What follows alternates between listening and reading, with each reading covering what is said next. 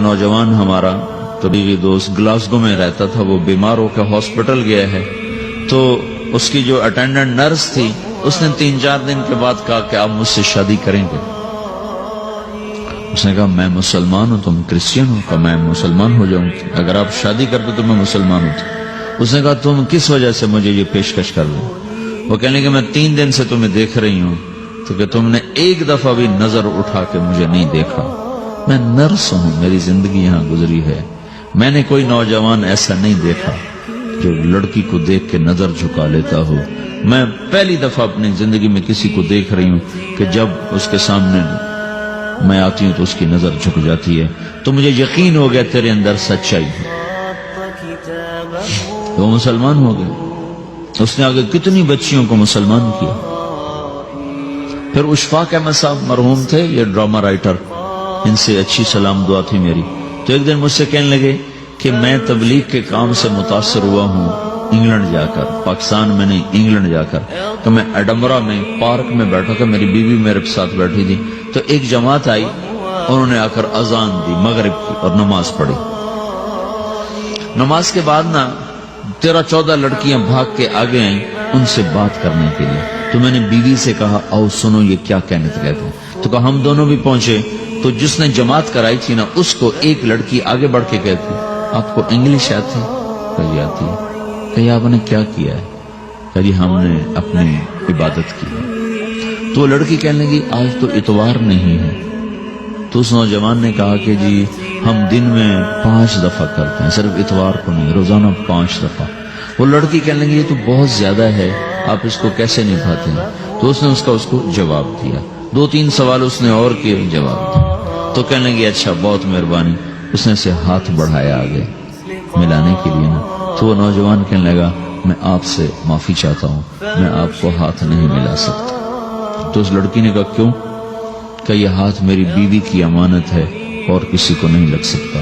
تو لڑکی کھڑی تھی، وہ زمین پہ گر گئی، صرف اس بہت وہ زمین پہ گر گئی، کھڑے کھڑے وہ زمین پہ گر گئی اور وہ بچوں کی طرح رونے لگی پھوٹ پھوٹ کے، اور کہنے لگی وہ لڑکی کتنی خوش قسمت ہے جس کے تم خامد ہو، کاش یورپ کے مرد بھی ایسے ہی ہوتے۔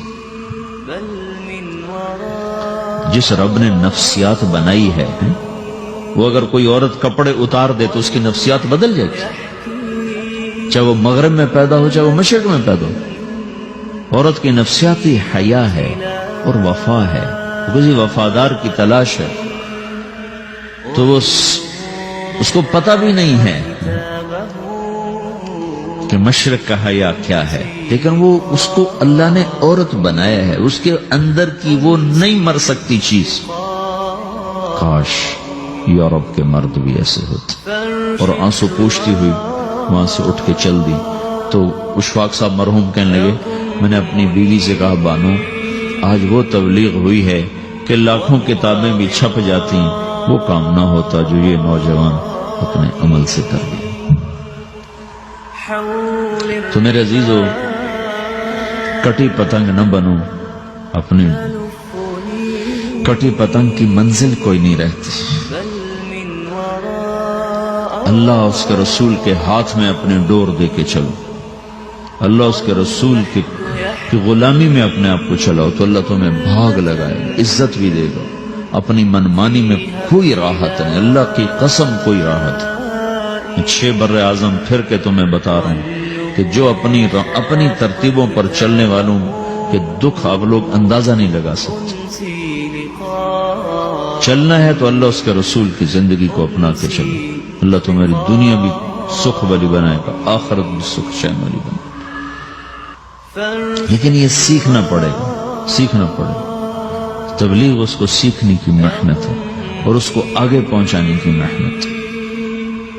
تو یہ عمر ہے، اس وقت ساری دنیا اسلام کے لیے تیار ہے، چونکہ نظریاتی طور پر دنیا شکست کھا چکی، کسی کے پاس کچھ نہیں۔